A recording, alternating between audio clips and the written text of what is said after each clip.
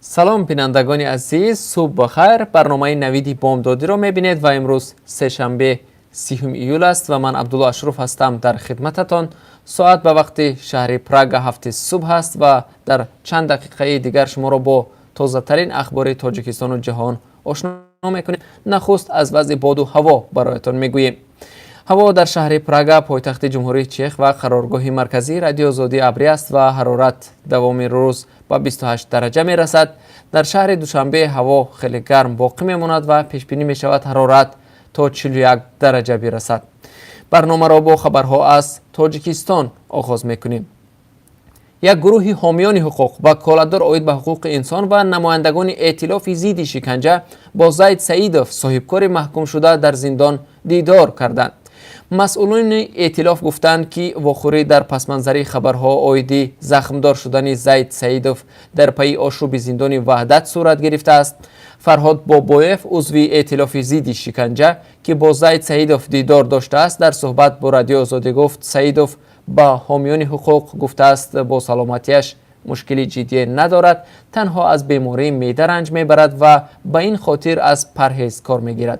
به گفته بابایف خبرها درباره زخمدار شدن زید سعیدوف هنگام آشوب زندان وحدت تصدیق نشد.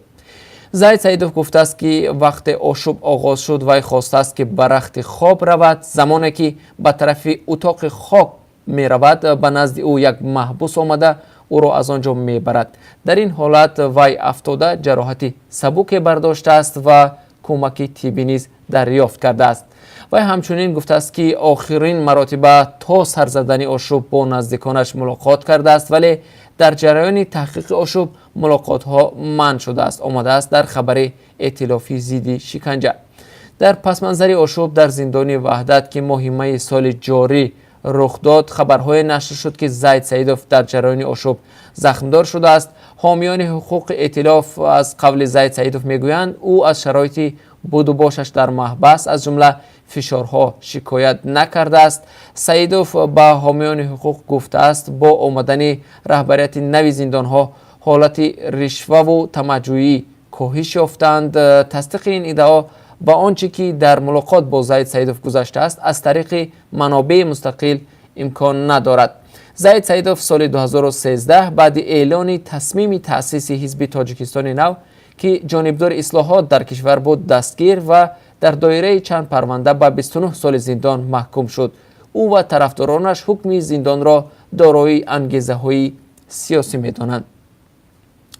16 نفر که در نتیجه نزاع نوبتی در مرز قرقیزستان و تاجیکستان زخمی شدند هنوز هم در بیمارخانه‌اند. در این باره نماینده خدمات مطبوعاتی حکومت قرقیزستان در ولایت بادکند خبر داده است. جمعاً 31 نفر برای دریافت یاری طبی به بیمارخانه مراجعت کردند. با اطلاع منبع نماینده حکومت قرقیزستان در ولایت بادکند به عیادت زخمیان رفته همچنان به آنها کمک مالی کرده است.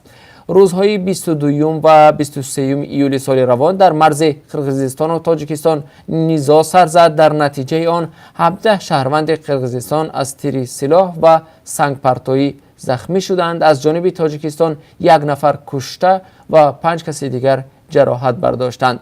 پرزیدنت قرقیزستان سارانبای جینبکوف 26 ایول با دعوت پرزیدنت امامعلی رحمان سفر کوتاهی را به شهر اصفهان انجام داد. رهبران دو کشور در چهارراه‌های میان واروخ اصفهان و اقصای قرقیزستان با کلانسالان و نمایندگان شوراهای محلی دو کشور ملاقات کردند. یک شرکت چینی می‌خواهد در اطراف شهر دوشنبه کارخانه بزرگی کارکرد پرتوهای سخت معیشی تأسیس داده استحصال متال‌های مختلف را از حساب پرتوها به راه ماند. بختیار سفرزاده معاون رهبر کارخانه خواجگی منزلی و کمونالی روز 29 ایول به رادیو آزادی گفت که شرکت چینی پینجاو گروپ برای اجازه تشکیل کارخانه به حکومت درخواست ارسال نموده منتظر پاسخ است. در رابطه با تأسیس این کارخانه آزاده رحمان رئیس دستگاه اجرایی پرزیدنت به کارخانه خواجگی منزلی و کمونالی دستور داده است که مسئله را مورد آموزش قرار دهد. به قول سفرزاده در صورت تشکیل کارخانه شرکت چینی در قدم اول تمام متخصصان را از حساب شهروندان چین به کار میگیرد و بعداً مرحله به مرحله تاجیکان نیز به کار جلب خواهند شد. تقریباً 10 سال است که در تاجیکستان درباره کارکرد صنعتی پرتاب‌ها صحبت‌ها می‌شود، ولی اکنون مقامات برای رسیدن به این هدف کمر بستند و سرمایه‌گذار می‌جویند و می‌گویند آماده‌اند به آنها امتیازها نیز بدهند. بیننده گرامی، اگر شما خبر، عکس و یا نوار نادره دارید که می‌خواهید از آن دیگران هم آگاه شوند، پس آن را توسط پیام رسان‌های وایبر و یا واتساپ به ما بفرستید. رقم تلفن ما +420 724 05 66 81 است. یادآور می‌شوم که این تلفن برای گرفتن تنها پیام‌ها است. اگر شما خبر فرستادید، ما جزئیات آن را از شما پرسان می‌شویم. کاتب دولتی ایالات متحده آمریکا مایک پامپئو میگوید پرزیدنت این کشور دونالد ترامپ تصمیم دارد که قبل از انتخابات ماه نوامبر سال 2020 شماره نیروهای جنگی ایالات متحده را در افغانستان کاهش بدهد. این سخنان را پامپئو 29 ایول در کنفرانس بخشیده به سیاست خارجی در واشنگتن ابراز داشته است. در استراتژی جنوبی آسیایی دونالد ترامپ که ماه اوگوست سال 2018 نشر شده است، گفته می شود که نیروها در افغانستان بدون محدودیت وقتی مستقر شوند و مذاکرات صلح میان حکومت افغانستان و طالبان تشویق شود. به قول پامپئو در مذاکرات صلح با طالبان پیشرفتی نظررس مشاهده می شود. به همین قریبی ها دور نوبتی مذاکرات طالبان با هیئت مذاکره کننده ایالات متحده آمریکا در قطر دایر خواهد شد. دادگاه شهری مسکو 41 نفر را برای شرکت در اعتراضهای 27 ایول به مدتی از 3 تا 15 روز از آزادی محروم کرد. اعتراضگران طلب داشتند که کمیسیون انتخاباتی نامزدهای مخالفان را برای شرکت در انتخابات مجلس شهری مسکو نامنویس کند. گروهی مستقل عبید اینفو در سامانه اینترنتیش نوشته است که محاکمه ها ادامه دارند و شاید شماره حبس شدگان افزایش یابد. گروه نوشته است که 79 نفر جمعاً به مبلغ 1,340,000 روبل و یا $21,000 جریمه شدند. دادگاه مسکو در تاریخ 29 ایول رئیس جماعت کراسنسلسکی مسکو ایلیا یاشین را که نامزدیش برای شرکت در مجلس مسکو رد شده است به مدت 10 روز از آزادی محروم کرد. یاشین در ویران نمودن قاعده های راهاندازی جماعت ها مجرم دانسته شد. همین گونه چند سیمای شناخته مخالفان در روسیه به زندان انداخته شدند. صبح امروز 30 ایول بر اثر سقوط هواپیمای نظامی در نزد شهر راولپیندی پاکستان 17 نفر از جمله 5 عضو اکیپاژ به هلاکت رسیدند. نظامیان پاکستان میگویند در این حادثه چندین افراد ملکی هم جراحت برداشتند. هواپیما در خط سیر هوایی برای تمرین حرکت میکرد ولی با سبب‌های نامعلوم بالای منزل‌های زیستی ساکنان دهه مارکولو سقوط کرد. مقامات میگویند وضع بعضی مجروحان جدی است و احتمال شماره قربانیان بیشتر شود. یکی از یاوران بلندپایه پرزیدنت اوکراین میگوید که کشور تصمیم گرفته است در سراسر اوکراین یک تلویزیونی روس زبان راه اندازی نماید تا اینکه شبکه تلویزیونی در بخش‌های شرقی کشور به مقابل ترغیبات روسیه برنامه‌ها تهیه کند. پرزیدنت نوی اوکراین ولادیمیر زلنسکی بهار سال روان با وعده ختم جنجال میان حکومت اوکراین و جدایی خواهان شرق این کشور در انتخابات پرزیدنتی پیروز شد. در دوام 5 سال نزاع در شرق اوکراین بیشتر از 13,000 نفر کشته شدند. روسیه نیم جزیره کریم را اشغال نموده به جدایی خواهان شرق اوکراین کمک می‌رساند.